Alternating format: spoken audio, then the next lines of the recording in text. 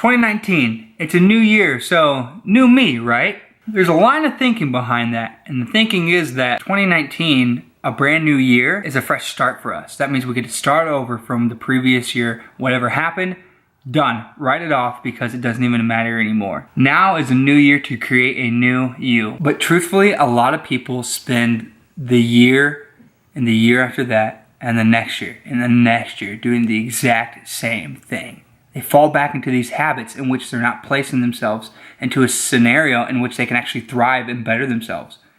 We just give into the ways that have previously shaped us and fall back into those old habits, and we lose ourselves. So the cycle is constantly new year, new me, but that's never going to hold, and that's never going to truly change you.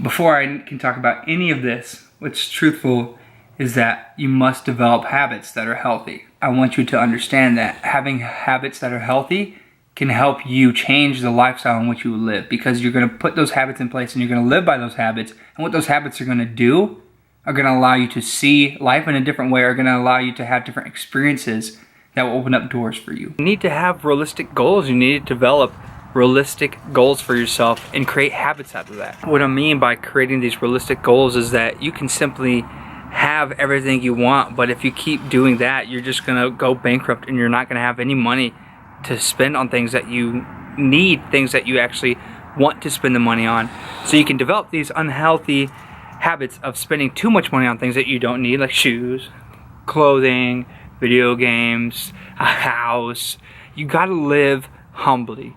You gotta have money that can be used for something else. You must save the money that you don't need to spend. Not everything that you want is something that you need. So one of the ways you could actually make a realistic goal for yourself is to plan something big for the year, something that you want to accomplish. Whether you actually want to invest some money, whether you actually want to spend some money inside of a business, you want to invest in yourself. Setting realistic goals can do monumental things for you.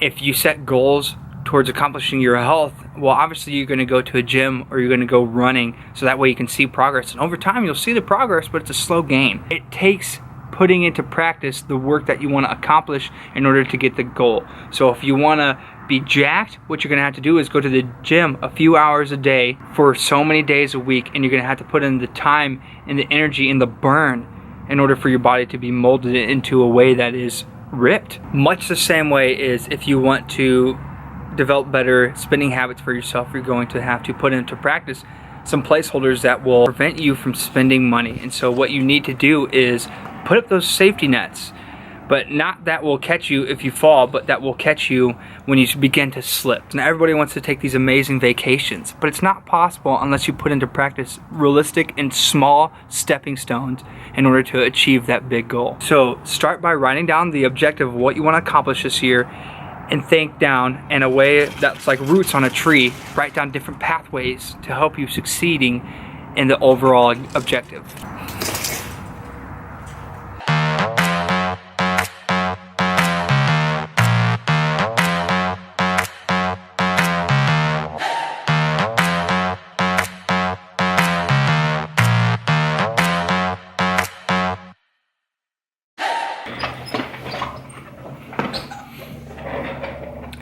I know in point number 1, I talked a lot about money and giving money examples, but this one I want to talk about is that you need to invest. Well, what do you mean exactly? What I mean is not only invest your money into a Roth IRA or into mutual funds if you can afford that to take the more direct risks or whatever it be, but actually invest in yourself. Investing in yourself is actually something that people do not do a lot of.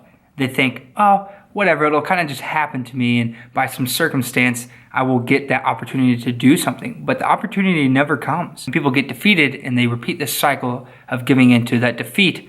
Therefore, they just settle for where they're at. I'm here to tell you that it does not have to be like that at all. It does not have to be like that at all.